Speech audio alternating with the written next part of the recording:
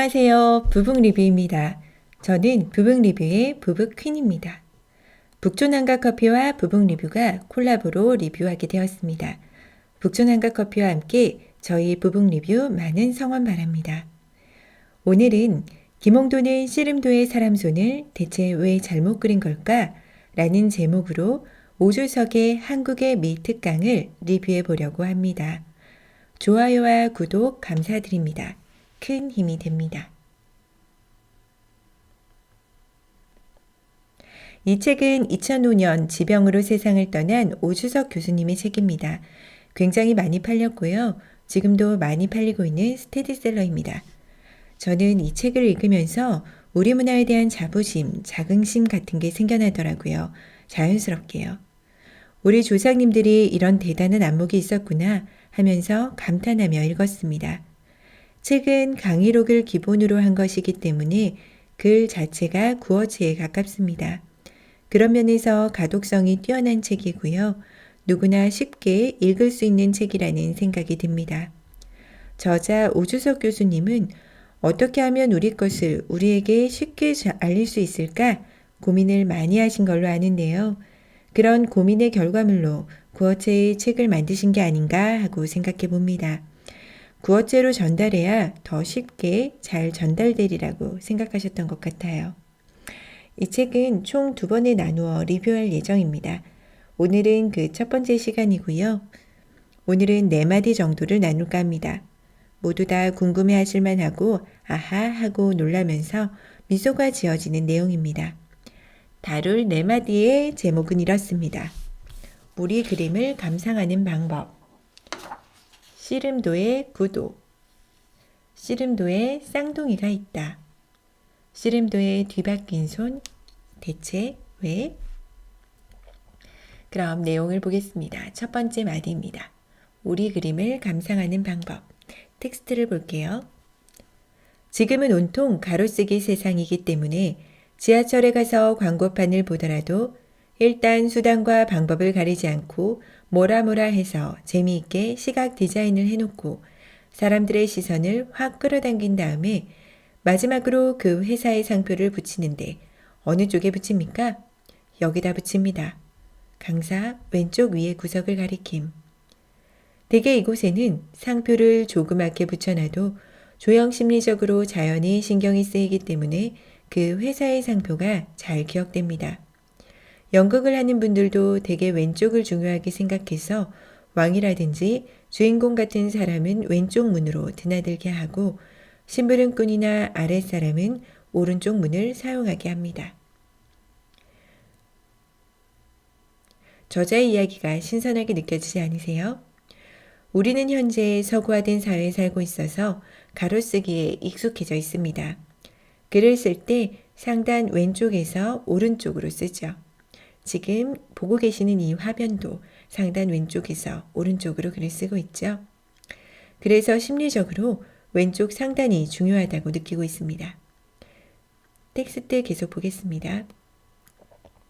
그러나 이와 반대로 우리 옛날 그림을 보실 때에는 전혀 다르게 오른쪽 위에서 왼쪽 아래로 보셔야 한다는 점을 거듭 강조해 말씀드립니다. 그런데 저자는 우리 그림은 오른쪽 상단이 중요하다고 합니다. 예전 독립신문을 보면 오른쪽에서 왼쪽으로 글씨를 썼잖아요. 그리고 광화문의 한자 현판 같은 경우에도 오른쪽에서 왼쪽으로 읽고요. 이런 시선의 습관을 고려해 우리 옛 그림을 감상해야 한다고 저자는 말하고 있습니다. 그림에 따라서는 시간 순서대로 전개되는 경우도 있기 때문에 이 점을 간과해서는 안 될 것 같습니다. 잘못하면 완전히 거꾸로 해석될 수가 있겠죠? 저도 그동안 습관적으로 작품의 왼쪽 위부터 시선을 두어왔습니다. 이게 습관이 되어 있기 때문에 고치는 것이 좀 어려울 수 있는데요. 그런 면에서 일본인들은 더 쉽게 우리 그림을 감상할 수 있을지도 모르겠어요. 아직 새로 쓰기를 하고 있으니까요. 어쨌든 우리 그림은 오른쪽 위에서부터 감상하자. 꼭 기억해 두어야겠습니다. 텍스트 계속 보겠습니다. 우리 옛 그림은 대각선만큼 떨어지거나 그 1.5배만큼 정도 떨어진 거리에서 오른쪽 위에서 왼쪽 아래로 이렇게 쓰다듬듯이 보는 것이 아주 중요합니다. 1.5배 떨어져서 이것도 기억해야겠습니다. 나무가 아닌 숲을 보려면 조금 떨어져서 전체를 볼 수 있어야 할 텐데요. 그림의 조형미를 감상한다는 점에서 맞는 방법 같습니다. 다음에 박물관에 갈 때는 꼭 저 방법을 통해서 다시금 감상해 봐야겠어요. 여기서 잠깐, 예민하신 분들은 느끼셨을 수도 있을 텐데요. 오주석 교수님의 책 제목이 새로 쓰기인 것 보셨나요? 책 내용에서 오른쪽 상단부터 작품을 감상해야 한다고 하셨는데요. 책 제목도 오른쪽 상단에 세로줄로 쓰셨습니다. 시선이 자연스럽게 오른쪽 상단에서부터 시작되게끔요. 이것이 바로 한국식이다. 이렇게 보여주시려고 한 듯합니다. 아까 광화문 현판 이야기를 잠깐 드렸었는데요. 광화문 현판은 한자로도 쓰이고 한글로도 쓰였던 적이 있었습니다. 지금은 한자로 쓰여 있고요. 한자일 때는 세로 쓰기의 영향력 때문에 오른쪽에서 왼쪽으로 읽어야 하고요. 한글 현판은 왼쪽에서 오른쪽으로 읽습니다. 광화문은 경복궁과 함께 역사의 소용돌이에서 여러 차례 변형이 있었는데요. 현판도 한자로 하자, 한글로 하자 여러 논쟁이 있었다고 해요. 광화문은 태조 때 경복궁이 지어지면서 함께 지어졌는데요. 그 뒤 임진왜란 때 소실되었다가 흥선대원군이 경복궁을 다시 지으면서 광화문도 같이 재건되었죠. 조선왕조실록에 따르면 이때 현판은 무관인 임태영이 있었다고 하네요. 광화문은 일제시대의 자리를 옮겼다가 박정희 전 대통령이 다시 원래 비슷한 자리로 옮겨왔고요. 이때 박 전 대통령이 한글로 현판을 적었습니다. 그 후 2010년 복원 완공하면서 다시 한자로 바뀌었고요. 이런 생각을 해봤어요. 현대의 젊은 서예 작가에게 광화문 현판을 쓸 수 있는 기회를 주는 것은 어떨까 하고요. 4년에 한 번씩이나 또는 2년에 한 번씩 40대 이하의 좋은 서예가에게 기회를 주면 서예 문화를 국민적으로도 환기시킬 수 있지 않을까 하는 생각이 들고요. 젊은 서예가의 경력에도 도움이 될 것 같습니다. 또 어떻게 들으실까 조금 조심스럽기도 하지만 입찰 방법도 고려해 볼 만하다는 생각을 해봅니다. 참여정부 때요. 유홍준 문화재청장이 정조의 글씨를 집자해 광화문 현판을 달겠다고 공표를 했었는데요. 이에 반대하는 정치인과 꽤 설전을 벌인 일이 있었습니다. 선인들의 글씨를 집자해 현판을 다는 방식이 나쁘지 않겠다는 생각이 들어요. 현판 글자에 입찰 방식을 도입하고 낙찰을 받은 사람이 일정 기간 동안 자기 마음에 드는 방법으로 광화문 현판을 제작해 걸 수 있게 해주는 거죠. 예컨대 어떤 사람은 추사 글씨를 집자해서 걸 수 있겠고요. 또 다른 사람은 한석봉의 글씨를 집자해 걸자고 할 수도 있겠죠. 그리고 그 돈으로 문화진흥에 사용할 수 있게 하면 문화 발전에도 도움이 될 거고요. 올해는 누가 추사체로 건대 하는 식으로 국민적 이벤트도 될 수 있게 되는 생각도 듭니다. 다음 마디를 보겠습니다. 씨름도의 구도. 텍스트입니다. 서양 그림 같으면 가로가 길겠지만 우리 그림은 역시 세로가 깁니다. 오른쪽 위에서 왼쪽 아래를 보라고 말씀드렸지요. 여백도 역시 그렇게 비스듬하게 생겼군요. 저자가 여백의 구조가 오른쪽 상단에서 왼쪽 하단으로 이어지는 비스듬한 구도라고 이야기합니다. 또 구심적 구도도 이야기하는데요. 텍스트를 계속 볼게요. 구도를 먼저 보세요.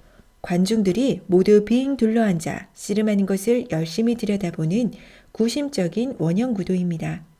한눈에 보는 이의 시선을 확 끌어당기는 아주 쉬운 작품이죠. 그러면서도 재미있는 구도 설명을 해주고 계세요. 텍스트 계속 봅니다. 저 신발들을 보세요. 자연스럽게 안쪽에 머리를 두지 않고 화면 바깥을 향하도록 놓았는데 이것도 작지만 사실은 중요한 조형 장치로서 그림의 숨통을 트이게 한 것입니다. 마찬가지로 엿장수도 먼 산 바라보고 있듯이 이렇게 시선을 바깥으로 향하게 한 것은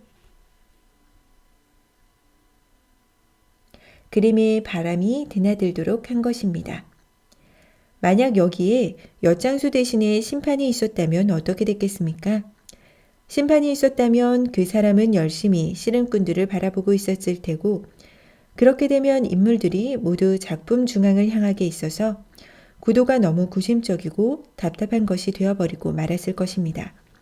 그래서 고의로 빼버렸다고 생각됩니다. 구심적 구도의 긴장감을 몇 가지의 장치로 완화했다는 이야기인데요. 아이가 바깥을 보게 한 것, 그리고 신발이 바깥을 향하게 한 것이 그런 장치라고 이야기합니다. 저자의 말대로 엿장수가 아닌 심판이 있었다면 그림이 더 답답해졌을 것 같습니다. 또 개인적인 생각인데요. 그림 우측 상단에 누워서 구경하는 사람, 그리고 우측 하단에 팔찌개를 쥐고 구경하는 사람들이 그림의 긴장을 누그러뜨리고 여유를 주는 것 같습니다. 다음 마디입니다. 씨름도에 쌍둥이가 있다. 저자는 그림의 디테일을 자세하게 설명해 주는데요. 씨름에서 누가 이기고 있는 것인지도 설명을 해줍니다. 아랫사람, 그러니까 두 발을 땅에 디디고 있는 사람이 이기는 그림이라고 합니다. 들배지기라고 하는 씨름 기술을 이용해 이기는 것이라고 하네요. 들배지기 하는 사람은 으라차차 힘을 쓸 테니까요. 광대가 나와 있고요.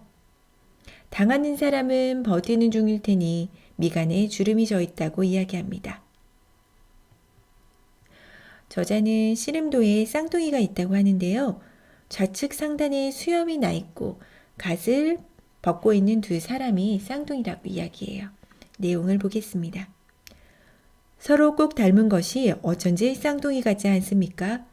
뭐가 어떻게 닮았나 꼼꼼히 살펴보니 우선 턱이 아주 다부지게 생겼고 눈은 또 부리부리하고 두 사람 시선의 방향이 같은 것까지 분명하게 느껴집니다. 이 두 사람은 무얼 하는 사람이겠습니까? 그렇습니다. 후보 선수 같죠? 지금 한복판에서 씨름을 하고 있는데 우리나라 씨름 경기는 유도처럼 한 판 이기면 진 사람이 떨려나가고 이긴 사람이 그 다음 사람과 막바로 붙게 됩니다. 그것을 더 확실하게 알려주는 것은 이 발 쪽의 신발, 즉 발막신이라는 가죽 신발을 이미 벗어놓았기 때문입니다. 그리고 신발을 벗어놓았을 뿐만 아니라 갓도 함께 벗어서 나란히 포개 놓았군요. 씨름판에 나갈 만반의 준비가 다 되어 있습니다.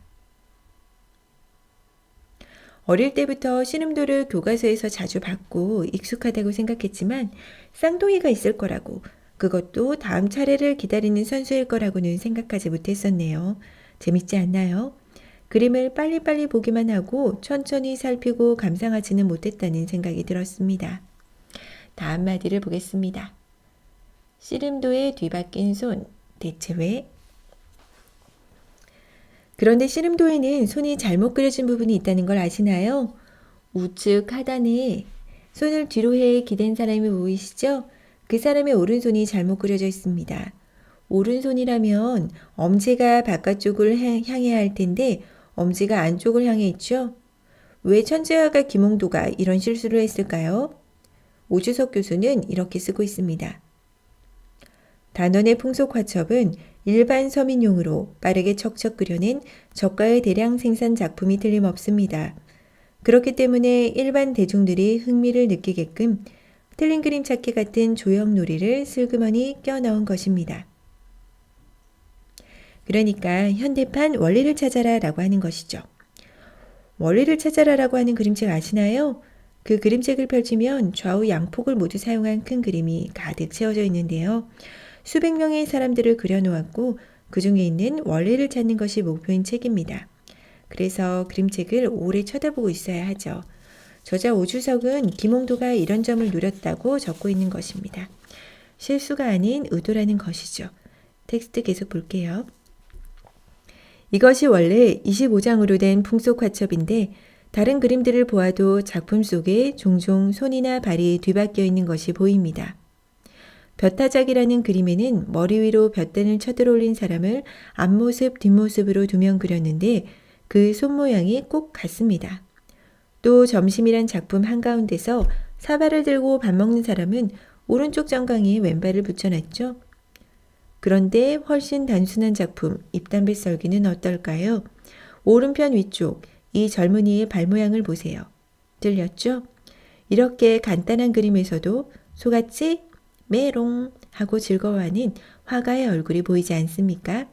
그러니까 이건 다름 아닌 틀린 그림 찾기예요. 보는 사람들 재미있으라고 일부러 장난을 친 것입니다. 씨름도를 비롯해서 벼타작, 점심, 입담배 썰기에 틀린 그림 찾기가 있다는 거죠. 살펴보겠습니다.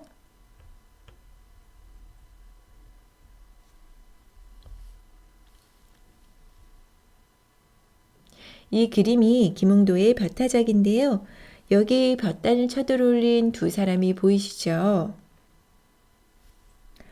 두 사람은 방향을 달리하고 있으니 손의 방향이 반대여야 맞을 겁니다. 그런데 등을 보이고 있는 사람을 보면 그 오른손이 아닌 왼손을 그려놓았어요. 이 사람과 똑같게 그려놨죠. 위쪽에 앞을 보고 있는 사람의 손의 방향과 같게 그린 거예요. 또 이 그림이 점심이라는 그림인데요. 이 사람 발 좀 보세요. 오른쪽 정강이에 왼발이 붙어 있습니다. 또 이 그림은 김형도의 입담배 썰기인데요. 오른편 위쪽 이 젊은이의 발 모양도 틀렸네요. 이렇게 틀린 그림 찾기를 배치해 두었어요.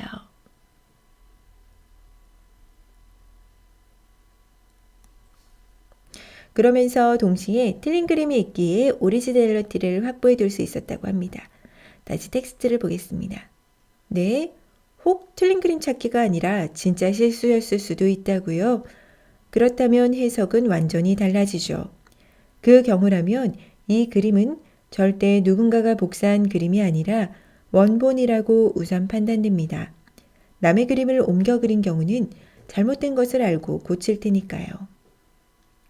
어느 날 정부에서 연구용역 하나를 발주했습니다. 연구용역이라는 것은 정부에서 필요로 하는 주제에 대해 연구를 하고 그 결과를 정리해 제출하는 일인데요. 그런데 용역을 받은 사람이 제 지인의 논문을 그대로 가져다가 연구를 했다고 정부에 낸 거예요. 남의 연구를 그대로 복사하고 표절해서 내고 용역 대금을 받으려고 했던 거죠.